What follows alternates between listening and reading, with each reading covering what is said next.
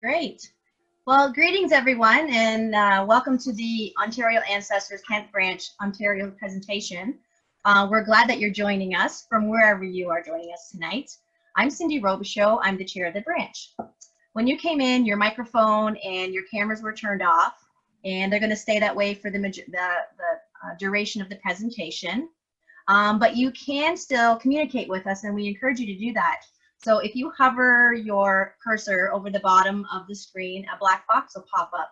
And in that black box across the bottom, there'll be a little icon that says chat. So if you click on the chat, another little box will pop up. And just make sure the little pull down, it says everyone in the chat box. And go ahead and chat. Type hello, tell us where you're from so we have an idea of who's joining us tonight. There will also be an opportunity for you to ask the speaker some questions. So the same thing, once he begins, he will take your questions at the end, and you can leave your questions in the chat box as well, and we'll make sure that they get answered. I'm just going to turn my camera off, and I'm going to go through our slides now. So it was great seeing everybody. Okay.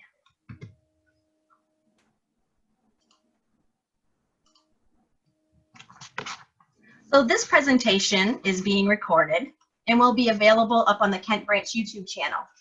I took a screenshot today of our YouTube channel in case people, don't exactly know what we're talking about, but we record them and then we upload them there. And as you can see, we have our September meeting there, our May meetings up there, March, and if you keep going there, the rest of them are there as well. We have quite a few up there now. And the nice thing, this is free. YouTube is open to everybody and it's a free resource. So it's for those of you who are joining us for the first time, this may be something new for you and it's well worth checking out. So it's a great resource. And with winter coming up, you might want to, go here and it'll be a good way to pass the time watching the videos that, have been pre-recorded for you. Well, let's tell you a little bit about ourselves. So we're the Kent Branch, so we focus mainly on Kent County research and family history. We offer mentoring to people and assistance. We have a really good website, very, very active Facebook group. We hold monthly presentations like this with a variety of topics and speakers.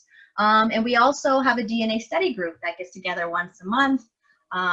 We were doing it in our library, but due to COVID, it's gone online as well. So that's something else that you might want to consider if you've been dabbling in DNA. And then our crowning jewel would be our resource library. Our resource library in our office is located on the second floor of the Chatham-Kent Public Library. It is a substantial library. This collection has been growing for 40 years, so there's a lot of information there, not only for Kent County, but all the counties across Ontario. We have some resources for all of Canada and around the world. So, but as I said, right now it's currently closed. We're hoping, to reopen hopefully in the new year. That's still up in the air. And definitely when we do reopen, chances are we're going to have to, it's going to look a little different than it did before COVID. So as I mentioned, we have a branch website. You can always contact us at our email, which is on the screen there. And as I said, we have a very, very active Facebook group where we are doing a lot of posting and sharing and, events and articles and photos. So if you're on Facebook, definitely check us out. So although our library and our offices were closed have been closed during COVID, our operating team has still been very busy behind the scenes. We're still meeting once a month, and this is the gang. And we've been, working on how we could keep bringing things to you. One of our main projects that we've been working on over the summer has been digitizing. So you saw all those great books and resources and material that were on the shelves. We've been really working hard to digitize a lot more of that material for you. And we've been placing it in our members only section on our website. So this is a screenshot of the members only. And just this past month, where the red arrow is, Colleen LeBay, who's our tech wizard, has uploaded another whole section for church histories. So we took the church history binders out of the library and we scanned them, and now they're available to you online if you're a member of the branch. So that's a really good resource. I think she put up almost over 160 different pieces of material. So if you're a member of the branch and you haven't been, to the members only in the last month or so, you're going to want to go and check out the church histories. So speaking of Colleen LeBay, we'd like to share some news with you. This past spring, the Kent branch, along with the Essex branch, nominated Colleen LeBay for the Citation of Recognition Award. Colleen has been instrumental in moving Kent branch and assisting Essex branch with our technical needs. We wouldn't be where we are today without Colleen's assistance. So it's a well-deserved award. We truly appreciate all Colleen's assistance at branch levels. But besides that, Colleen has also offered her skill and her technical ability to the whole society. So she's on the technical team for the whole society. She managed the registration and website for a conference the last couple of years. So she's just one of those people that jumped in and really put her skills to work, and we really appreciate her efforts. So congratulations to Colleen on that well-deserved award.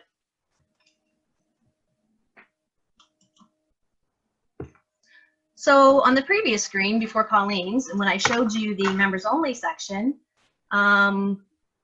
it is a great member benefit, especially now that things are closed due to COVID. And you do have to be a member of the society and the member of the Kent branch to have access to branch's members only section. Kent's not alone in this. A lot of branches have a members only section that has one of a kind or very local material that they digitize and upload into their members only for their members. So our membership system will be open for the 2021 membership run starting November the 1st. So this is a reminder to current members that it's time for you to renew. And it's also a reminder that our Grow Our Family promo is going to return again this year, starting November the 1st. So what that promo was, it was very well received the last couple of years, is a current member who is going to be renewing can bring on a brand new person as a member, and they both will receive 50% off their OGS membership. So that's quite substantial, and as I said, it was really well received, and it's a great way to bring a new person on. And for those people who have been around for a long time, this is a nice way to get 50% off your membership as well. Go out and get a friend or a neighbor or somebody who's interested in family history, and bring them on and get that 50% off for both of you. So if you want to know more about that, or if you're looking for a current member and you want to join but you don't know somebody, just send us an email and we'll get the information to you. The other little tiny side bonus to this is, as I said, it opens November 1st. So if you join November, you actually will get 14 months for the same price. So that's just a little, an extra 2 months there. So it's a little perk. Okay, I want to let you know about our next presentation coming up in November the 13th, titled Rooted in Kent and Beyond. So Reverend Jeff Hawkins has deep roots in Kent County. He was sharing, he told me all his family names here in Kent County, and I only put down a couple of them because he kept going on and on and on about his connections. So he has Shaw and Crow and Everett and Blackburn and many other lines. And his earliest line started 1796. So he was originally from the area around Kent Bridge, but he has since moved up to, he's in the Huron area, in St. Thomas, Wyerton area. And he's been there for quite a few years, and he has extensive research experience as an archivist and a researcher for both inside Chatham Kent and outside. So that's going to be a good presentation as well. I also wanted to mention to everyone, and I don't have a slide forward or anything because it just came across today, that we did apply back in the spring for the Canada Summer Jobs Program again. If you've been around for a while, you know that we had a student the last couple of years, And they are the ones that, worked with Colleen and the tech gang to get a lot of the stuff digitized and up there. So it's very helpful when we do get an intern to help us. So we were approved again at the beginning of the year, but due to COVID, we put a hold on everything. We've decided that the middle of October, so she's going to start next Tuesday. We've decided on an intern, and her name is Paige, and she will be joining us from October the 13th until about December the 15th to get that program going. So for the first couple weeks, she's just going to work from home because our office and library are not open. So we have brought material out for her to work on. And then the society last year purchased a microfilm scanner, and that will be part of her project as well, is scanning microfilm. So it will be a joint project between Essex, Kent, London, Middlesex, and Oxford County are going to send their microfilms here, and hopefully we can get them all digitized. So that's some breaking news that we just decided to share with you today. Okay, so tonight's presentation, that's why everyone's here, so I'll stop talking. We first met Bob a few years ago when he visited our family history library to do some research, and we quickly became interested in his First Nation research and history. Bob became a member of the Society and the Kent branch. And many of you may recall that Bob completed a field placement with us last year as a student with the Anna Bishnek Educational Institute. Bob, I'm probably not saying that right. Bob helped us to grow our knowledge and our resources in our library collection about First Nations. And he also offered to do this presentation with us tonight. So without further ado, I will let Bob take it away. And there he is. Hi, Bob. Hi, everybody. I'll stop sharing my screen and you can go ahead. I think I will anyways. Okay. You should be able to share your screen now.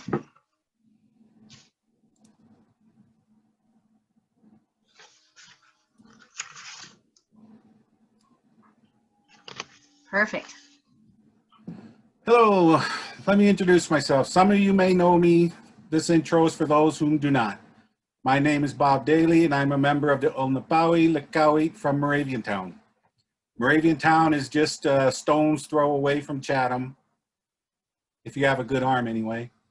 I'm a student at the Anishinaabeg Educational Institute on the Muncie, Delaware Reserve. I am currently studying the Native Child Welfare Advocate course through Canadore College, and I'm in my first semester. I was doing a placement program with the Kent branch of the Ontario Genealogical Society.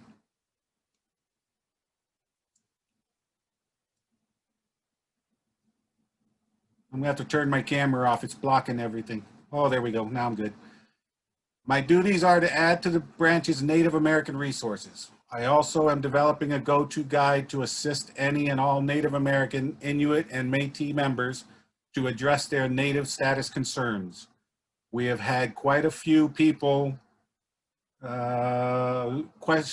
requesting their Métis status, and I've been working on that. That is something totally different. Maybe I'll be able to touch some of that in this presentation. Okay, how to begin. First, you're going to choose a chart. They have numerous types of charts, some more elaborate than others. I personally like this one, the pedigree chart, because it's easiest. 3 things to think about when beginning a family tree. Prove it. Always prove your information. If you find something and you question it, chances are it doesn't apply. You have to prove it. And if you go to a reserve someplace and ask them for information, don't be surprised if the door hits you on the way out, because they will not give out information. You have to know what you're talking about and know who it is you are requesting. Cite your sources for every fact. Note where you got it from. And by all means, join a local society. That's what we're here for. Choose a strategy. Ancestors and descendants. Researching ancestors means you work back in time from a given person. Researching descendants means you work forward in time from a given person. One name studies is a formal investigation and documentations of all occurrences of a surname. Ethnic research. Join a genealogical society that is specific to your ethnic group or place of origin. There's plenty here in Chatham-Kent.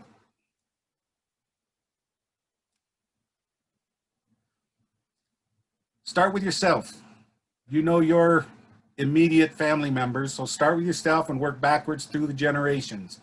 Prove every generation before going to the next. As you gather your information, remember where the information comes from. Government census forms, birth records, marriage license, church records, i.e. baptisms, confirmations, military records, and family members. Family members are top priority. I get a lot of information from my family members. Aunts, uncles, cousins, ask them. They can always add something to you. Know where your relatives lived. Census forms are city or municipality based. They list a head of household, spouse, and everyone who lives with them. Be cautious when looking up municipalities. They change from city, township, or county. Location is one of the most important things when finding your ancestors. Knowing where your ancestor lived will assist you in your research. There are two types of census forms, a head of household census and a nominal census. Head of household census contains the name of the head of household with the number of males and females in the household. A nominal census lists everyone in the household by name. Religious records. Civil registrations of births, marriages, and deaths started in 1869. Prior to this, churches provided these records. Cemeteries are also a treasure trove of information. Newspapers. Newspapers also have an abundance of information to include notice of births, marriages, and deaths. Public libraries should be one of your first stops. They can always start you off. They have access to an assortment of databases. Ancestry.ca Library Edition, MyHeritage.com, RootsMagic.com, FamilySearch.org, just to name a few. Types of records to research. Church records, removal records, immigration rolls, tribal enrollment records. Those are tricky. Like I said, you have to know the individual you're asking about. Annuity rolls, land allotment records, census rolls, Indian and federal, probate records, vital statistics, school reports, school census records. METIS genealogy. METIS means mixed blood, is usually limited to non-status persons of mixed Plains Indians and French Canadian ancestry, although there were also Scottish Métis. The original home of many Métis was the Red River colony of what is now Manitoba. At the 1870 census of that area, 9,700 of the 12,000 inhabitants were listed as Métis. First Nations genealogy. Refer to the handouts for a list of websites to assist in researching First Nations, Inuit, and Métis genealogy. I had some handouts. We are providing them here somehow. Hopefully they'll be at the end. Welcome to your past and enjoy your journey to self-awareness. If there's any questions, I'll be glad to answer them.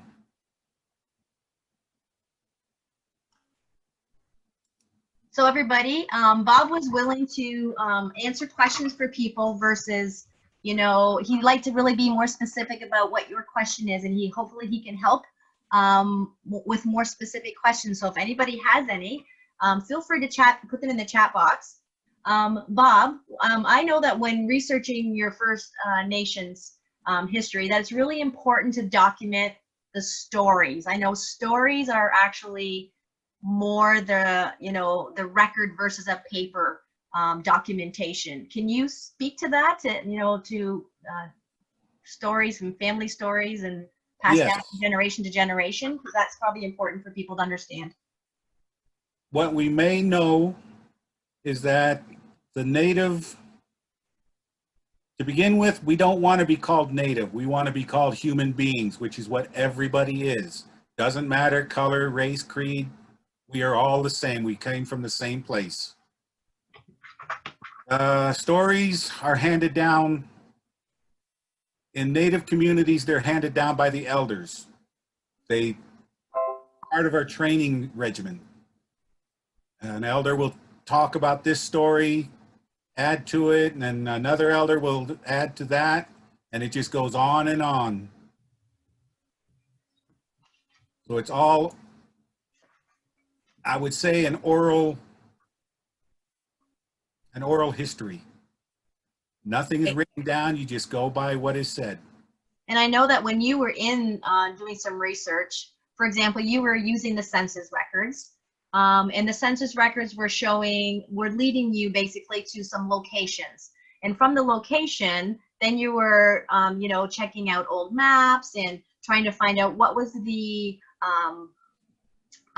group or the band that was closest in that location. And then that was giving you some ideas, some tips about, which direction to go, which band might my ancestor have belonged to, due from where they were found in the census record, correct? Yes. So then that helps you to determine where you need to start focusing your research.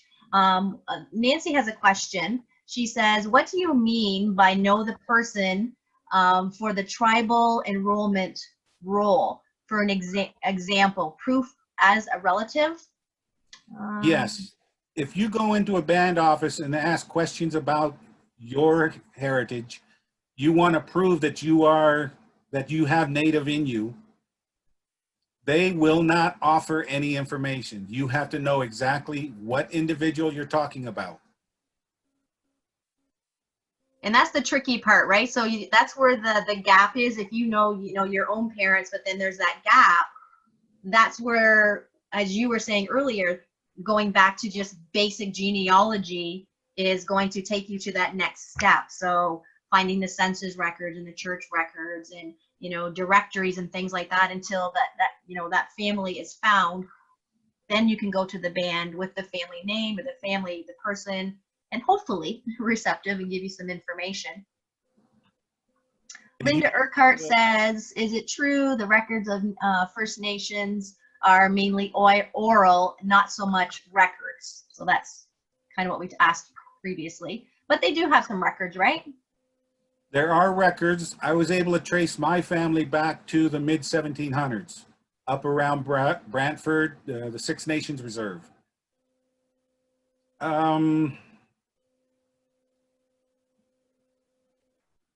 The records show the individuals, but you still have to make the connection. Mm-hmm.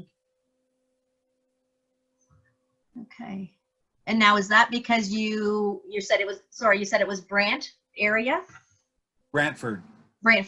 Now, you found some records. Now, was that held at the band, or was that, you found that through the library and research and then was able to connect the dots?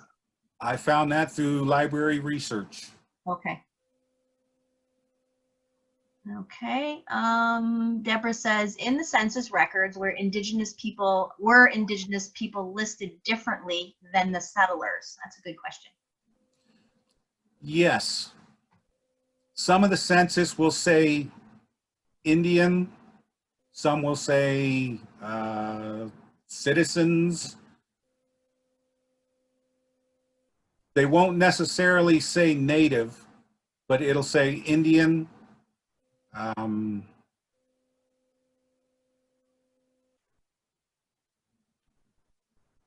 think of a lot of the census and the records we found, the majority, air quotes, said said Indian, correct? The majority. The majority, yes. And it gets complicated sometimes. You know who you're looking for, you know the area, but you've got to decipher the way the census records were put together. Mhm. Oh, here's one to throw you off. So Linda, thanks Linda. So Linda, she said DNA, she's talking about DNA, and I know that that Bob has dabbled in DNA a little bit. So it says, does DNA give you proof of native ancestry, and have you had your DNA done? As a matter of fact, I have. I'm Mexican. I don't know how they got that, except the fact you won't find many natives that'll take that test. We know who we are. Mm-hmm. The reason I took it, to be honest, because I won it at a library function. And we twisted your arm. And they twisted my arm. But yeah, but Bob brings up a really good fact that very few First Nations are taking the DNA tests. So there's not a lot of comparison right now. And, maybe in time, as with other populations, that will change. But yeah, there's definitely not a lot of information right now. But I will say that I had my father-in-law's friend test. She's from Walpole Island, and she was the first DNA results that came back. So I had, up until that time, I had done about 12 or 15 of my own relatives, and they were very European, Irish, English, Scottish, the same. A little bit of mix in there, but very much the same. When hers came back, it was, her ethnicity was all North America. So all North American. So it was totally different. So that was interesting to me, because that was the first time I actually saw it to that degree, and it was like 95%, and she had, the other 5% was more Ireland, and she turned to me and said, yep, well, that's my grandfather, because he was from Ireland. So I'm like, okay, well, that explains that little piece then. So yeah, it's definitely different. She also asked, in 1718 census, the census taker could put I, just the letter I, for Indian. Okay, thanks, Linda. Deborah asks, are there differences with how church records would be researched for First Nations? Differences,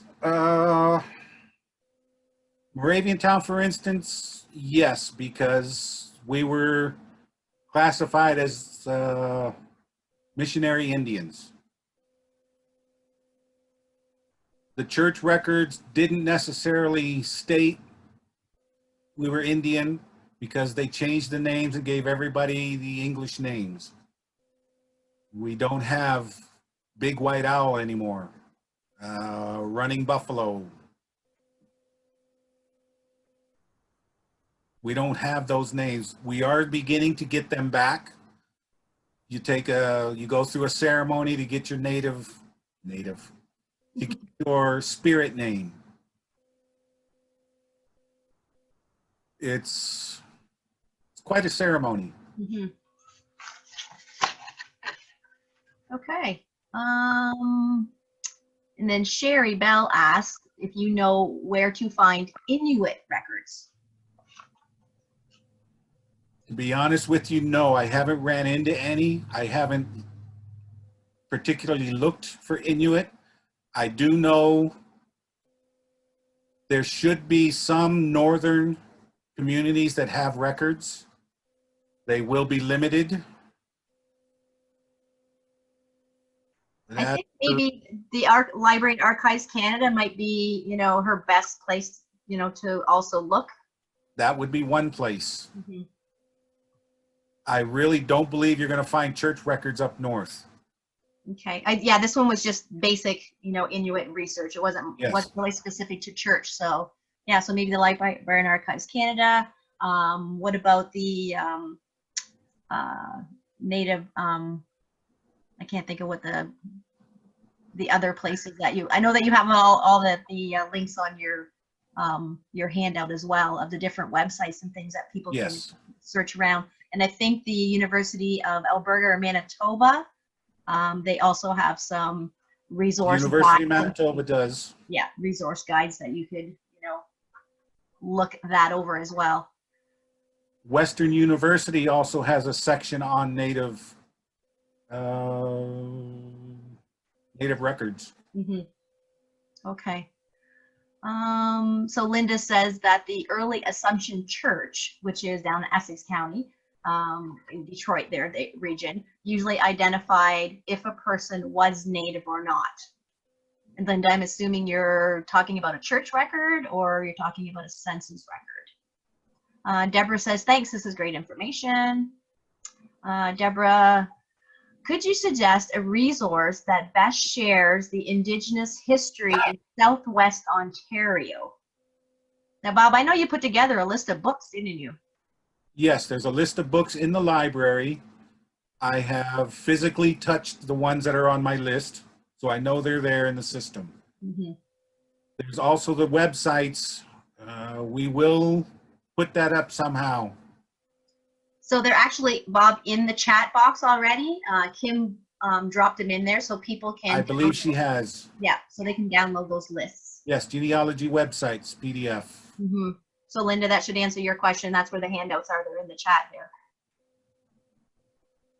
Yeah, so I guess, you know, Deborah, you're looking specifically for Indigenous history in Southwest Ontario. You know, maybe once we open, come and visit us again, because that was one of the tasks that Bob did for his placement, was he tried to investigate more resources for us that we could, you know, purchase and incorporate into our collection, because to be quite honest, we didn't have very much. So we really wanted to expand on that. So, you know, reach out to us. Maybe we have something that, you know, could help as well. Has anyone looked? Go ahead. Best question. Has anyone looked at Hudson Bay Company for records? I have not. I do believe they have a lot of records. So you can see this, Bob, right? You can see the questions. You can see the questions. Good. Okay, so you can go ahead. Well, that was the one we all missed. Okay, good. Good eye. And again, the handouts are at the bottom of the chat. Okay, Linda says yes, church records. Janet wants to know if you've been having any luck finding Indigenous military records anywhere. No, I have not. I know my grandfather was killed in Italy in '43. I was able to see his tombstone.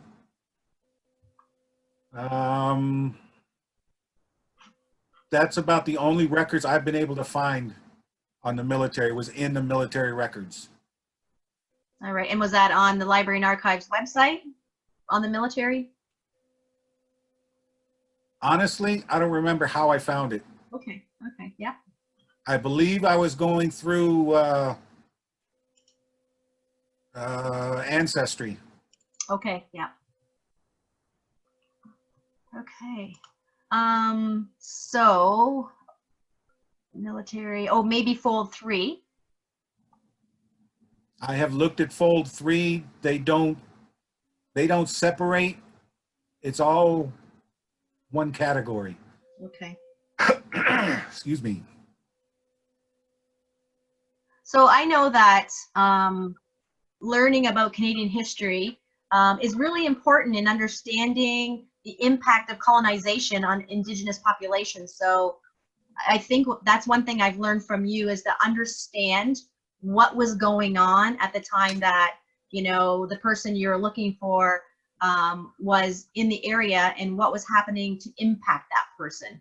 So, and that is really what we do as genealogists anyways. We try to find out what was going on when we're researching our ancestors, to put some more, you know, context to their story. So I think it's really important to learn what was going on, like the Hudson Bay Company and the fur traders, and, you know, kind of what the impact was on the local populations of the time. So that was one thing that, you know, Bob, you taught me, is to, you know, investigate and research. That's maybe not so much genealogy, it's more history, but it's very important to know those facts.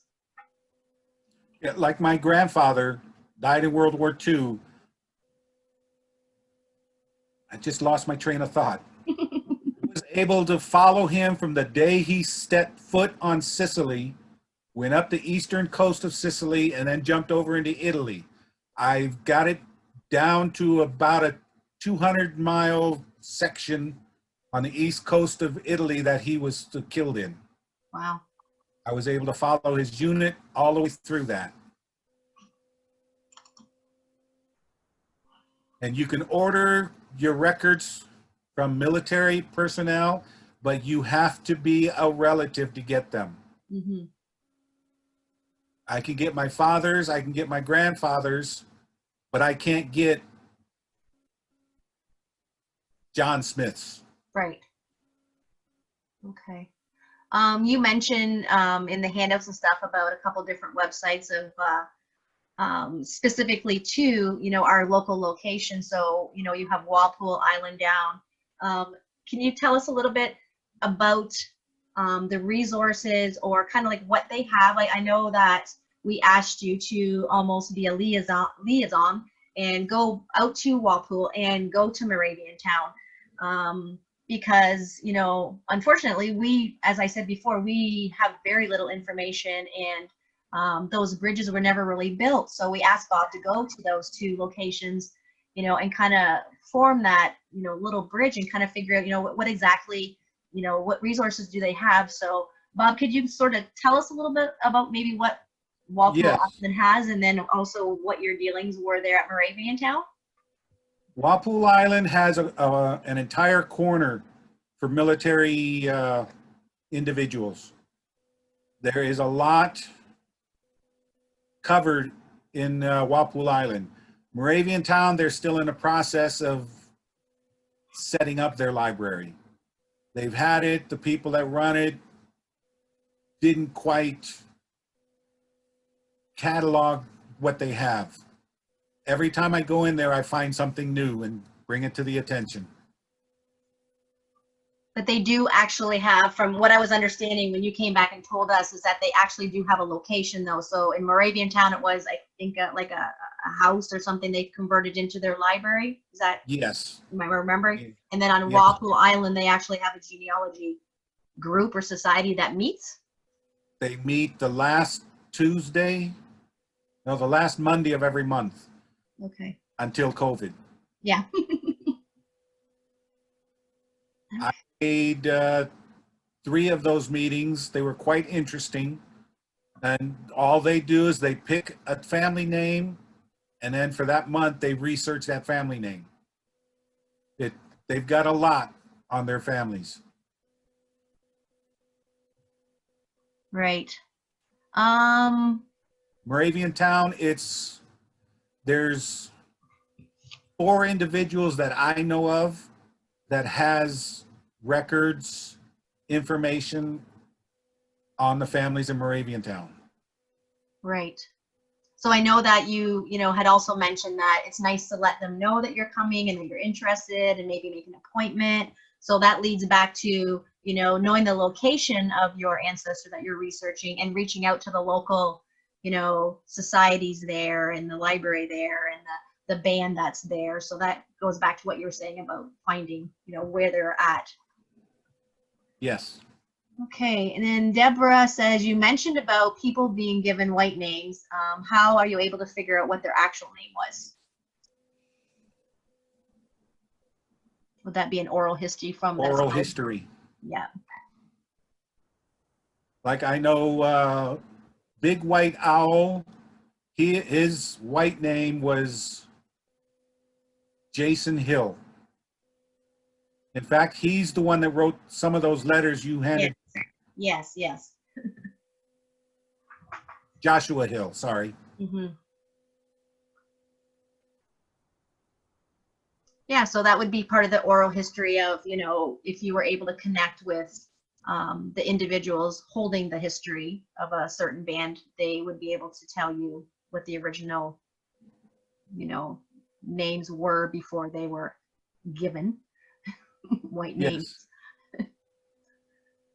Okay, Shirley is asking, have you come across the story of the Klinger Smith family of Moravian Town? There it is, Jasper Hill. Jasper Hill. So Shirley, I'm wondering if that's what you're referring to is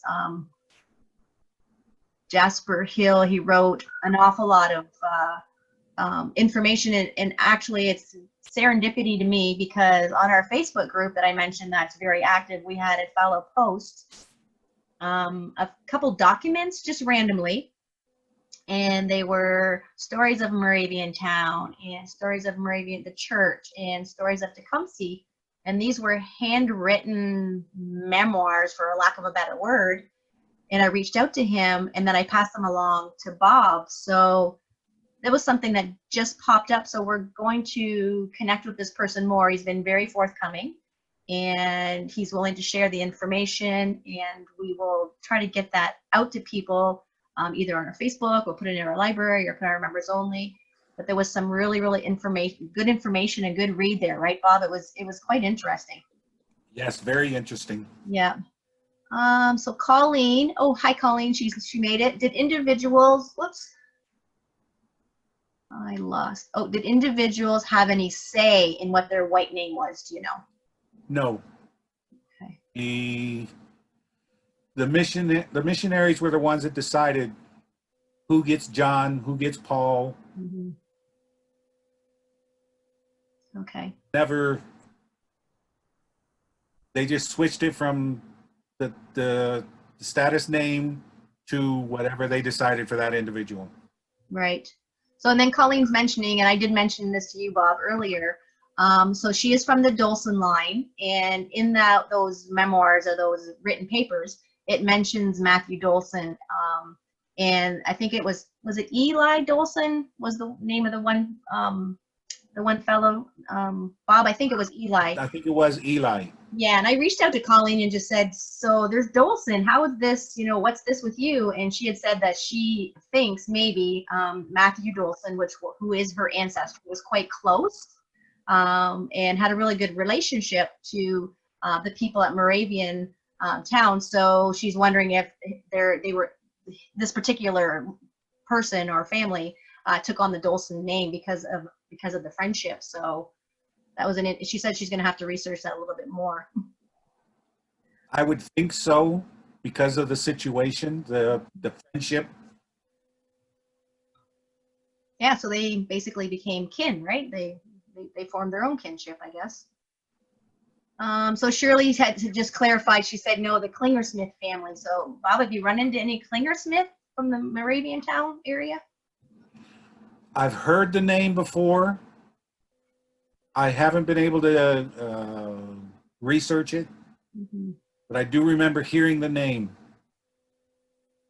And I always thought that was one of the religious leaders. Okay.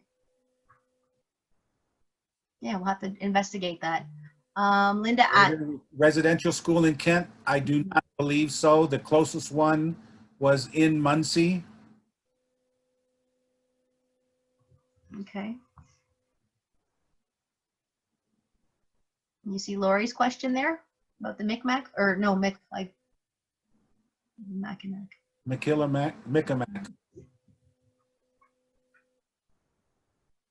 I haven't seen any of those records. That's going to have to be something we're going to have to research. Yeah, we'll keep this chat and find out about that. Back to the 1780s. Okay. Linda says there's Klingersmiths in Essex County as well.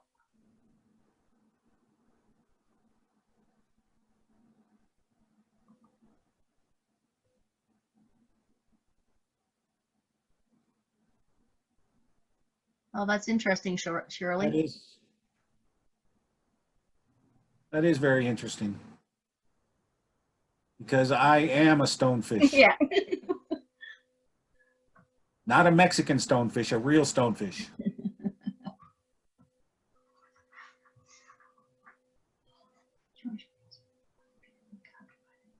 Yeah, Shirley, I'd really like to hear more about your story. Maybe you can ship us off an email and tell us about this information. I'm sure Bob would like to hear about it too. I'm going to look it up. It's like Bob, yeah, as Bob says, he is a family name. One of his family names is Stonefish.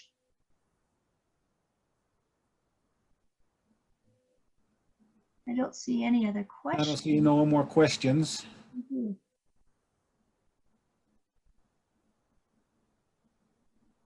Oh, I have a large family file about this family, and it was published in the Families Magazine. Okay, well, that's a good place that we can look, Shirley, for sure, because it'll be archived for us. Oh, great.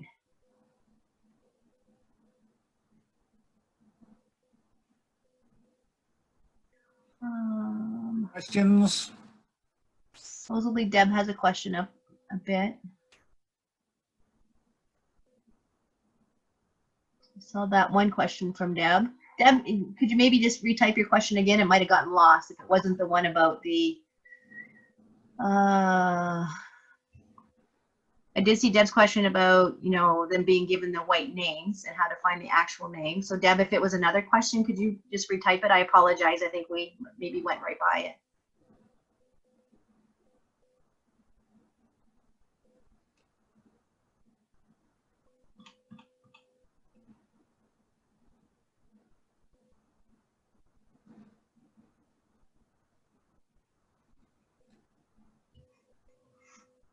Differences with how church records would be researched? I don't believe so. You just have to physically find the records. Mm-hmm. And each church, no, can't say that. The Anglican Church on Moraviantown used to keep records. We don't know where they are now.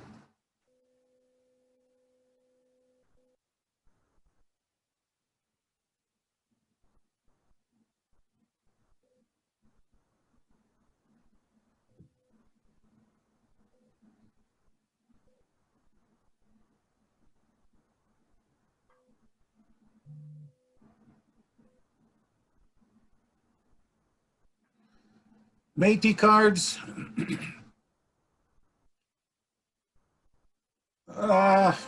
That's kind of hard. METIS cards don't give you, like my status cards gives me a reduction on taxes. A METIS card would not.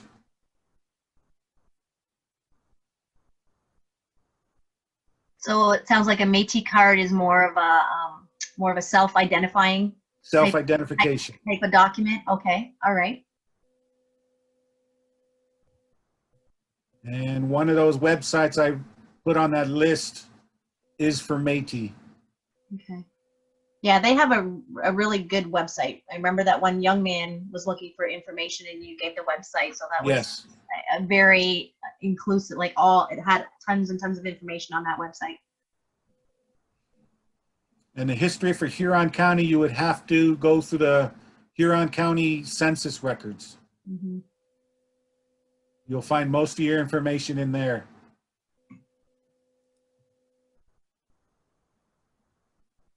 Did you see Valerie's comment there? The records can be found in Quebec. That's interesting, Valerie.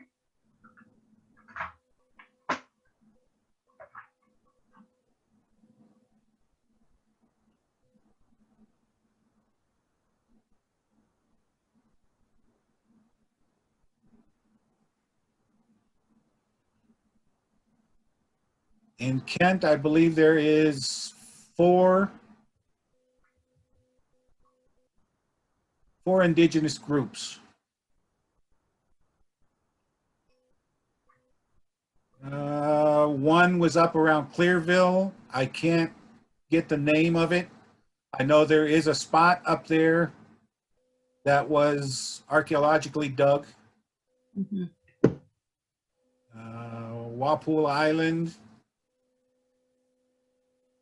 Moraviantown, Clearville, and there's one, I think it's more in Essex. Can't even think of the name. North of Leamington. Oh, I should know that then.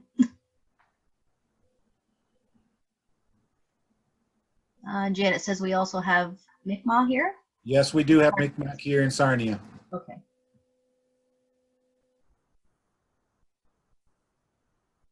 And my understanding of, with you working with us, is every band has a little different way of doing things.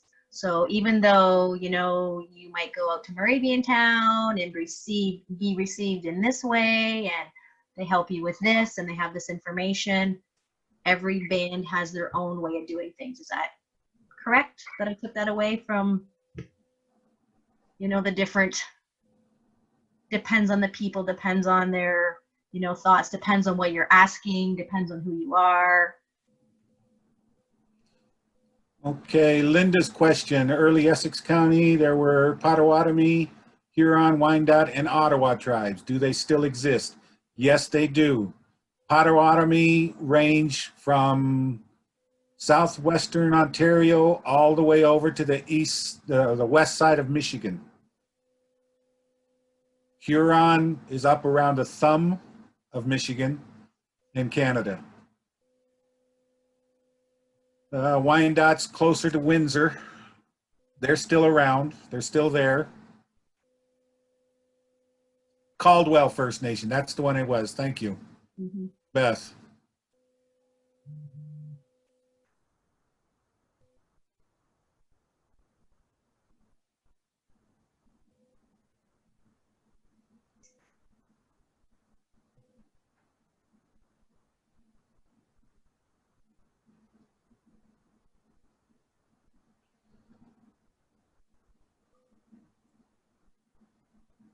You have to understand that all these groups of Indians,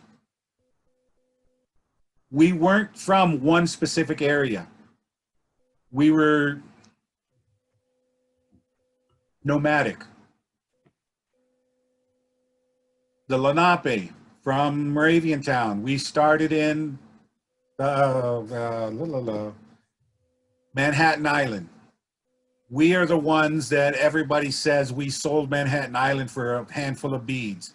It wasn't a sale. We did not understand that type of arrangements. We thought they were gifts. We let them live there because we were moving on to another section. So we were not selling land. We were nomadic. We moved around depending on where the animals go.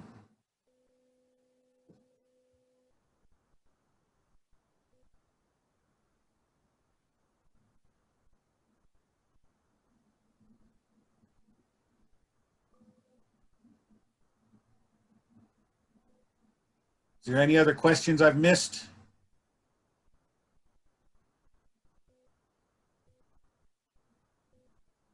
I don't see any other ones, Bob.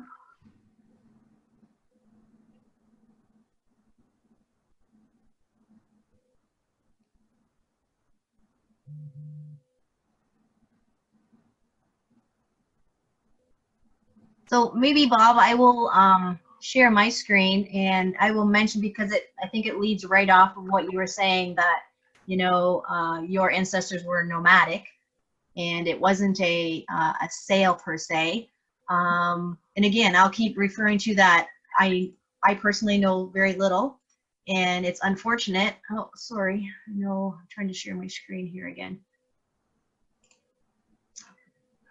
Did I share my screen?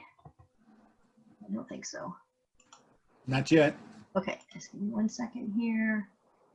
So if anybody's been following on our Facebook group and a couple of the other Facebook groups, and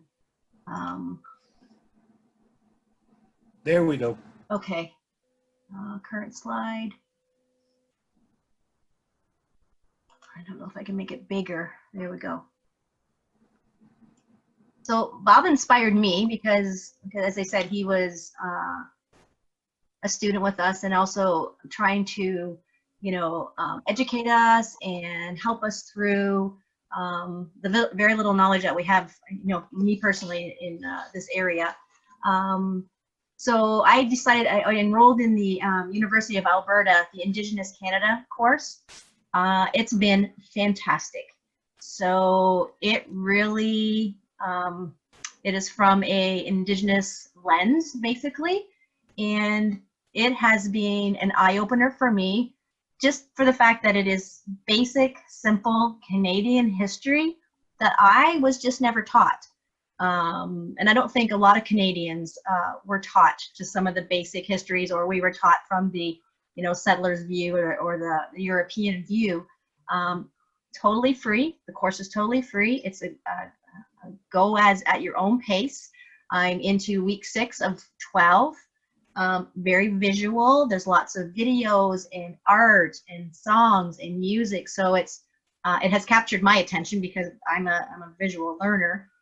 So it might be something that, you know, this winter people might be interested in taking it and just learning a little bit more about, you know, the history behind Indigenous people in Canada. So I just wanted to share that with people and let them know that that's happening. So I will either unshare my screen and then put you back up, Bob, if you want. I don't know if there's any other questions. Elizabeth, you know what, now that you say that, Elizabeth is asking about, you know, maybe if it's available in the States, because I know we've had different things going on up here, and Elizabeth has not been able to access them. So Elizabeth, I honestly can't say. I guess best bet would be to go to the website and give it a try and see.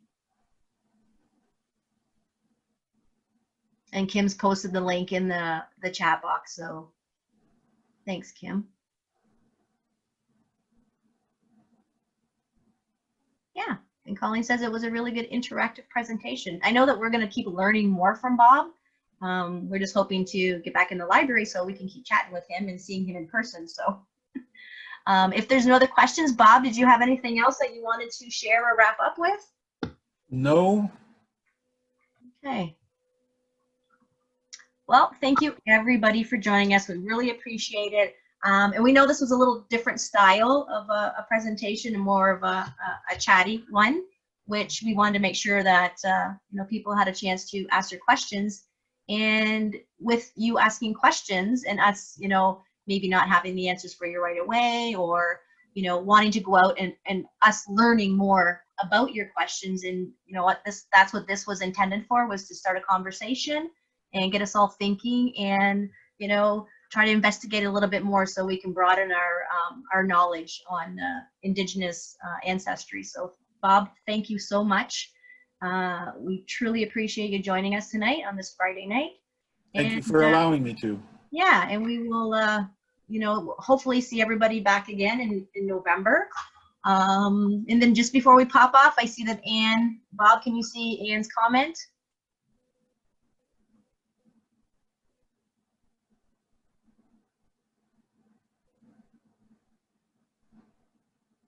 No, my husband's ancestors lived in Tuscaloosa. Yeah. Buried in Moravian Town Cemetery. Interesting. Interesting.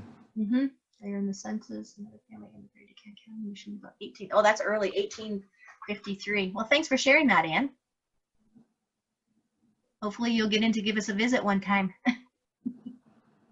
Okay, well, thank you, everybody. And again, try to join us in November. We will post this presentation up on our YouTube channel, and be sure to look at Bob's handouts and his links and investigate those websites. That would be your, you know, he went through a lot of work in gathering that information up for us. So thank you very much, Bob, for doing that and continuing to support us. We do appreciate that. Thank you. Great. Thanks, everyone. Good night.